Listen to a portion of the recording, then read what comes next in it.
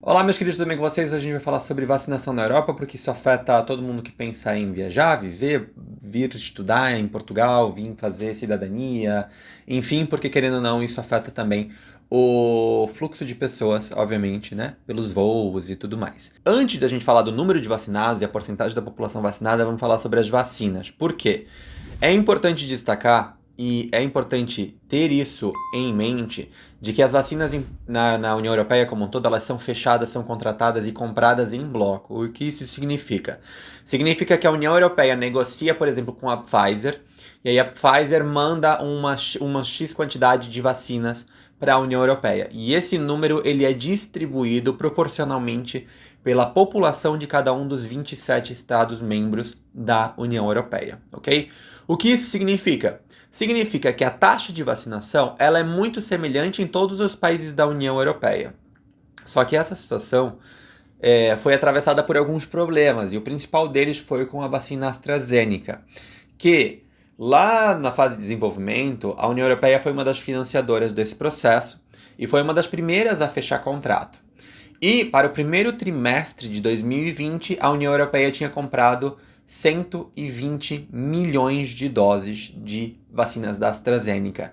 Porém, a farmacêutica só entregou 30 milhões. Isso fez com que o fluxo e a velocidade de vacinação em todos os 27 países da União Europeia reduzisse, porque uma das principais provedoras de vacina não entregou o suficiente. Agora está uma baita de uma discussão legal, justamente por esse atraso, porque justamente não está entregando o número de vacinas suficiente que tinha contratado. Tem uma questão aí, um grande debate sobre a AstraZeneca estar priorizando as vacinas para o Reino Unido e não para a União Europeia, que já tinha contratado, enfim. Além, obviamente, de toda a situação, né, do grande alarde que se fez com algumas reações adversas da AstraZeneca, em que por um tempo deixou-se de administrar a vacina, mas agora voltou a administração, pelo menos para a população acima de 60 anos. A maior parte das pessoas na União Europeia como um todo está sendo vacinada com a vacina da Pfizer. E a União Europeia fechou um contrato com justamente o laboratório, né, da Pfizer, para que até 2023 sejam contratadas e distribuídas mais 1,8 bilhões de doses até 2023. Isso porque, como a gente sabe, vão ser necessários reforços dentro de alguns anos, justamente por conta das variantes aí, para dar uma melhorada nessa vacina e para que a gente não tenha nenhum tipo de inconveniente a futuro, assim que a população esteja vacinada. Perfeito?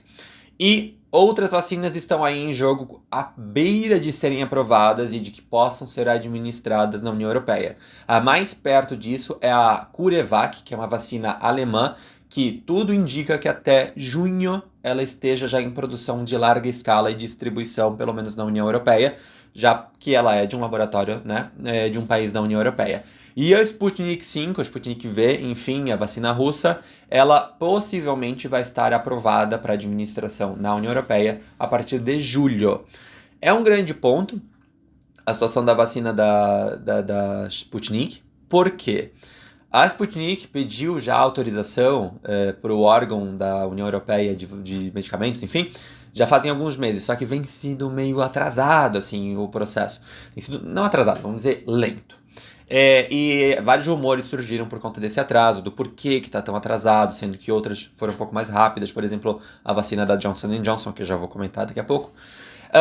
Mas, enfim, né, como a situação da AstraZeneca meio que complicou, alguns países da União Europeia começaram já a fazer pressão para que fosse agilizado esse processo de avaliação da vacina da Sputnik.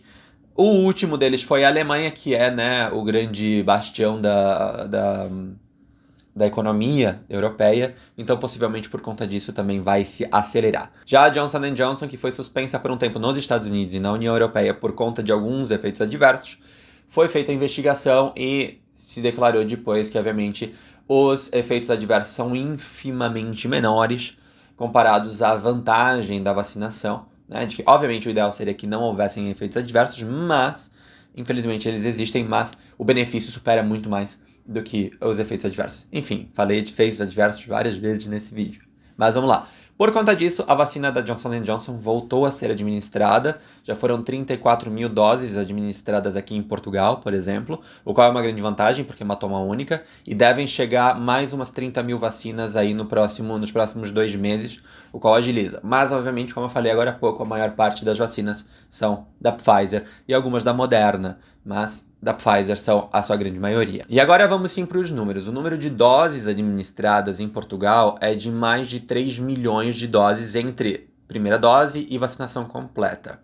E aí a gente vai fazer um comparativo aqui. Lembra que eu falei agora há pouco, né, de que o número de doses ele é proporcional ao número da população dos países da União Europeia.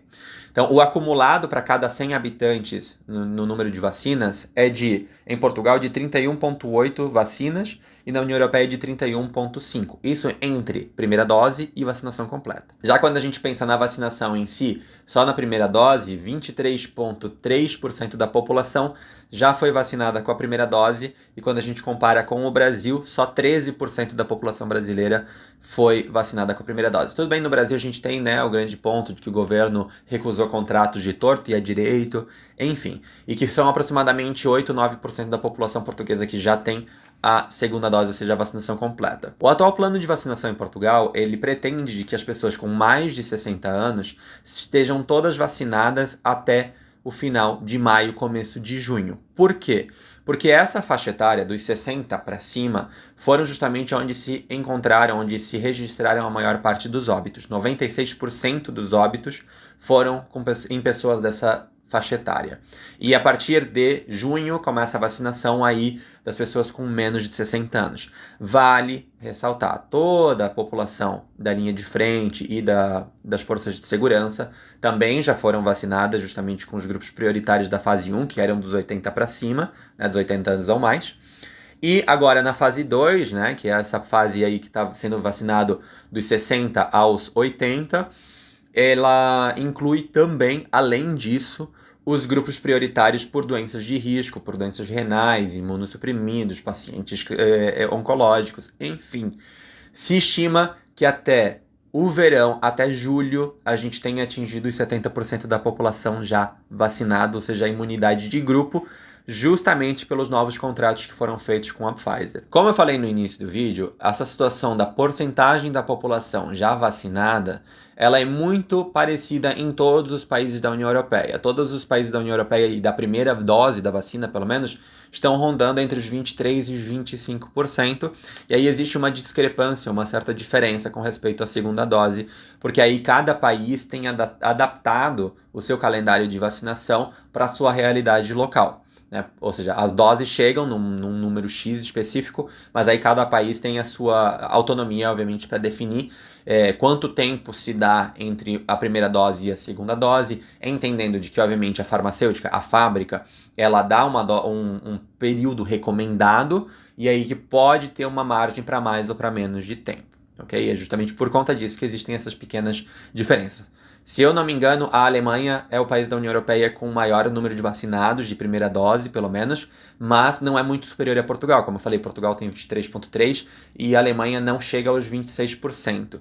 E esperemos que justamente a situação se normalize, de que cheguem mais vacinas da Pfizer, que cheguem mais vacinas da Johnson, da Moderna, que se resolva o problema da AstraZeneca, e essas duas outras vacinas que eu comentei anteriormente, a CureVac e a Sputnik, entrem aqui na União Europeia, de que a situação no Brasil, obviamente, também avance, e que a Butanvac, a vacina do Butantan, possa entrar já no segundo semestre em escala de produção e administração, porque esse é um ponto importante que foi nomeado pela OMS, né, e denunciado pela OMS nas últimas semanas, que é o problema da distribuição de vacinas, né? Porque, como a gente sabe, o que está acontecendo no mundo hoje, o vírus que atingiu o mundo hoje, ele não respeita fronteiras, então não adianta, ou é uma visão muito egoísta, por assim dizer, a gente pensar em vacinar as maiores economias do mundo, sejam elas europeias, norte-americanas, aí o Japão,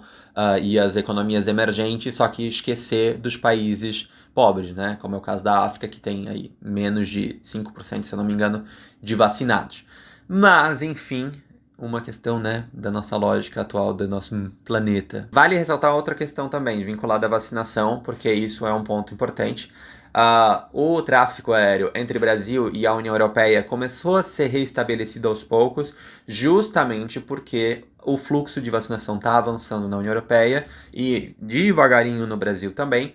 E, obviamente, o epicentro da pandemia, nesse momento já não é mais o Brasil, e sim é a Índia.